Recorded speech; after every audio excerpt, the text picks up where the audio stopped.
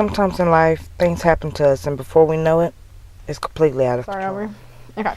When I was 18, I met my ex-boyfriend at a church function. He was playing the bass for a band that I was supposed to be singing for that night, and that night he added me on Facebook, and you know, we ended up talking for a long time. Well, one of his friends I knew because we had been in a choir together, and she was telling me, you know, you need to be careful. He just broke up with this girl. It was a pretty bad breakup, but I mean, I didn't listen. He had like a funny sense of humor. Like, everybody loved him. You know, he was hilarious, life of the party type of guy. All the grown-ups thought he was the next best thing, you know.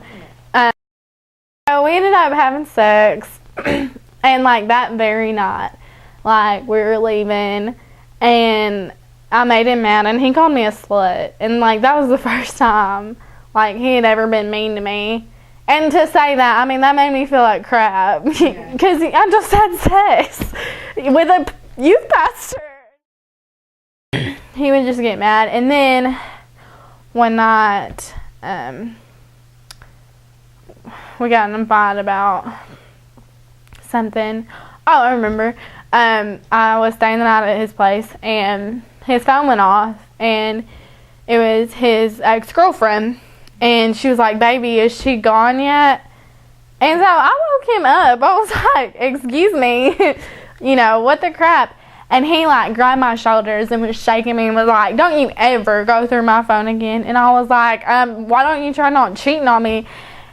And he, you know, just smacked me across the face and was like, you can either go back to sleep or you can walk back home.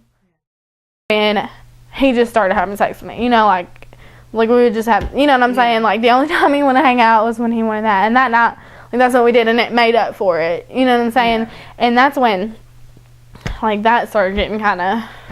Was the sex violent? Okay, he won't be mad at me if I do this. Yeah. And, I mean, I remember one time he, like, busted my lip open, like, when we were having sex, like... Yeah. I mean, I don't think he really meant to do that, but he hit me, and it made me bleed. Well, then, that's kind of when my friends started noticing. I asked her, what had to happen before she realized that enough was enough? Well, finally, my boss, I came to work with, like, a huge bruise. Like, it was on my arm, and it went from here to here. Like, it was all over from him, like, grabbing me and then shoving me and stuff. And I mean, you could tell it was finger marks. Like, you can make out his hand. Yeah. And then it went down here too from I hit something. So I had to get a restraining order against him, and that's really hard. Yeah. Like, I mean, not just hard like mentally and emotionally, but like it's hard to get one. Fortunately for Stephanie, this was not the end to her story, like so many other women in her situation. Almost 2 years later, she met the man who would later become her husband.